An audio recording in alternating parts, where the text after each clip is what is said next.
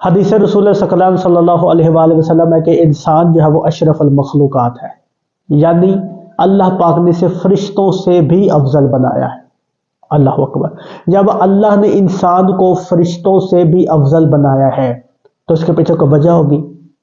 سب سے پہلے دیکھنا جائے گا کہ فرشتوں کو اللہ نے فرشتے کیوں بنایا، یعنی فرشتے معصوم کیوں ہیں، وہ گناہ کیوں نہیں کرتے، وہ غلطی کیوں نہیں کرتے، ٹھیک ہے، نجاست ان کے قریب کیوں نہیں جاتی، اور فرشتوں کے پاس ایسی کیا طاقت تھی جو اللہ پاک نے کہا کہ تم نور ہو، تم فرشتے ہو، تم ملائکہ ہو۔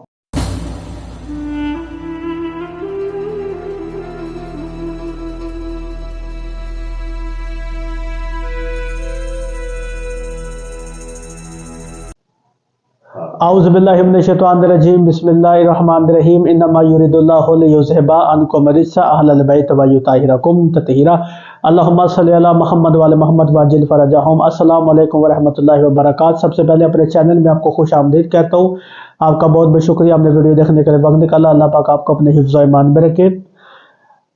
حدیث رسول سکلام صلی اللہ علیہ وآلہ وسلم ہے کہ انسان جو ہے وہ اشرف المخلوقات ہے، یعنی اللہ پاک نے اسے فرشتوں سے بھی افضل بنایا ہے۔ اللہ اکبر۔ جب اللہ نے انسان کو فرشتوں سے بھی افضل بنایا ہے تو اس کے پیچھے کوئی وجہ ہوگی۔ سب سے پہلے دیکھنا جائے گا کہ فرشتوں کو اللہ نے فرشتے کیوں بنایا، یعنی فرشتے معصوم کیوں ہیں، وہ گناہ کیوں نہیں کرتے، وہ غلطی کیوں نہیں کرتے، ٹھیک ہے، نجاست ان کے قریب کیوں نہیں جاتی، اور فرشتوں کے پاس ایسی کیا طاقت تھی جو اللہ پاک نے کہا کہ تم نور ہو، تم فرشتے ہو، تم ملائکہ ہو۔ اصل میں جب اللہ نے فرشتوں کو خلق کیا تو وہ حجاب الہیہ میں، حجاب منت، حجاب عصمت، حجاب فصاحت، حجاب بلاغت، حجاب کرامت، حجاب عفت، حجاب مزمل، اس کے اندر اللہ کی عبادت کیا کرتے تھے۔ کئی لاکھوں کروڑوں سال جو انہوں نے اللہ پاک کی عبادت کی۔ پھر جس فرشتے نے جتنی عبادت کی تھی، اللہ پاک نے اس کی عبادت کے توسل سے اس کو اتنی بڑی روحانیت اور اتنی بڑی ہی عصمت پر اس کو فائز کیا۔ اللہ نے فرشتوں کو نور، روحانیت، تقوی، نجاست سے دور کیوں رکھا؟ اور وہ جو عبادت کرتے تھے وہ تسبیح کیا تھی، جسے ہم تسبیح ملائکہ بھی کہتے ہیں، جن کو پڑھنے کی وجہ سے اللہ پاک نے ان کو فرشتہ بنا دیا، تمام نجاستیں ان سے دور کر دیا، ان کو معصوم بنا دیا۔ وہ ہے تسبیح اربع۔ اگر کوئی انسان اس تسبیح اربع کو پکڑ لے، حاجت اگر کوئی ہو اس کے لیے بھی پڑھ سکتا ہے، اور وہ بغیر کسی حاجت کے بھی اگر اس کو ورد میں رکھے تو انسان اشرف المخلوقات اس لیے کہلایا کہ اللہ پاک نے تسبیح اربع جیسی نعمت کو اللہ پاک نے ہمیں عطا کیا۔ تسبیح اربع، بالکل اگر کوئی انسان اپنی زندگی میں تسبیح اربع کو شامل کر لیتا ہے تو اس کی ہر دعا جو ہے وہ مانگنے سے پہلے اس کے دروازے پہ وہ جو ہے اس کی حاجت چل کے آتی ہے۔ وہ دعا بعد میں مانگتا ہے، پوری وہ پہلے ہو جاتی ہے۔ تسبیح اربع میں اتنی طاقت ہے۔ تسبیح اربع کے متعلق ہزاروں اعمال موجود ہے، پر ہم آپ کو ایک بتائیں گے۔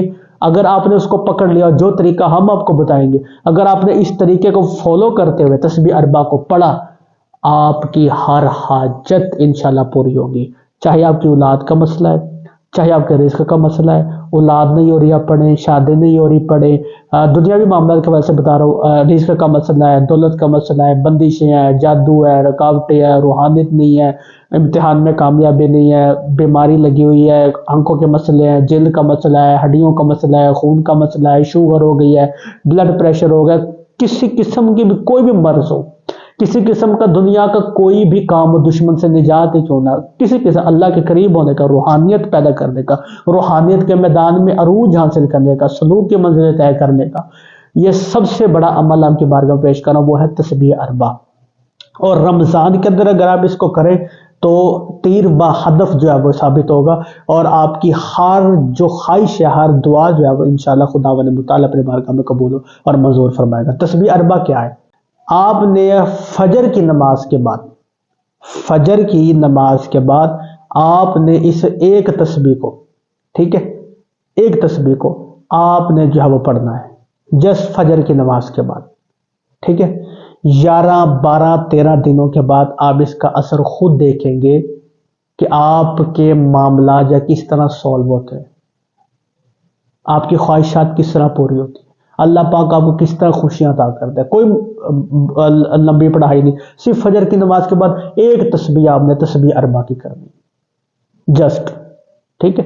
اب کچھ بھی نہ کریں، بہت مصروف ہے آپ اپنی زندگی کے اندر، بہت آپ کاروبار آپ کا سخت ہے، آپ کے پاس نماز پڑھنے کے لیے مشکل ٹائم ملتا ہے، بس آپ ایک تسبیح جو ہے وہ فجر کی نماز کے بعد آپ یہ پڑھ لیں، انشاءاللہ پھر آپ دیکھیے گا آپ کی زندگی میں آپ مٹی کو بھی ہاتھ لگائیں گے تو وہ سونا ہو جائے گی انشاءاللہ. اللہ پاک آپ کی دنیا اور آخرت سنوار دے گا، ہر قسم کی حاجت آپ کی پوری ہوگی تسبیح اربع سے.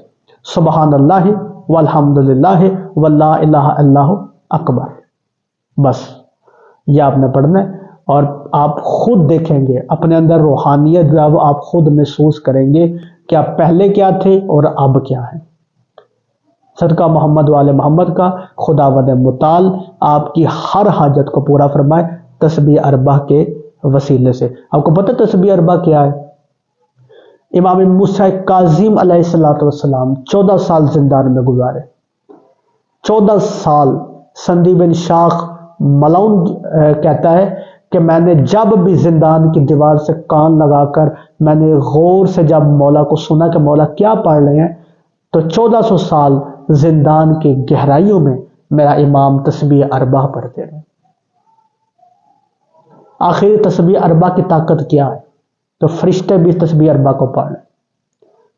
حضرت یوسف علیہ السلام، جناب جبرائیل نے حضرت یوسف علیہ السلام کو بھی یہ تسبیح اربع جو ہے وہ کہا تھا، جس کو پڑھنے کی وجہ سے محمد پنجتن پاک کے صدقے اور پنجتن پاک کے وسیلے سے زندان سے نجات ملی، کنویں کی گہرائی سے نجات ملی.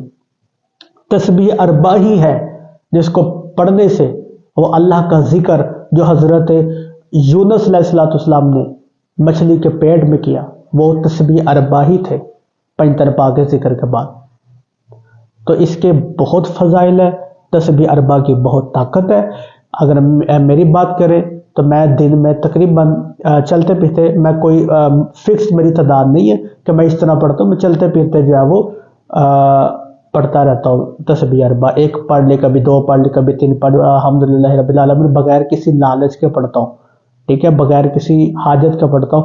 ویسے اپنی روحانیت کے حوالے سے میں پڑھتا ہوں، میرے دل کو سکون ملتا ہے جب میں تسبیح اربع کی تلاوت کرتا ہوں. تو آپ بھی اپنی زندگی کے اندر تسبیح اربع کو شامل کر رمضان المبارک میں پڑھنا آپ اس کو شروع کر دیں، انشاءاللہ آپ کی زندگی کی تمام پریشانیاں جو ختم ہو جائیں گی. تو دعا میں یاد رکھیے گا، ملتے ہیں اگلی ویڈیو میں. خدا حافظ. من از ریش خشک و زردم خودم را بی تو گم کردم.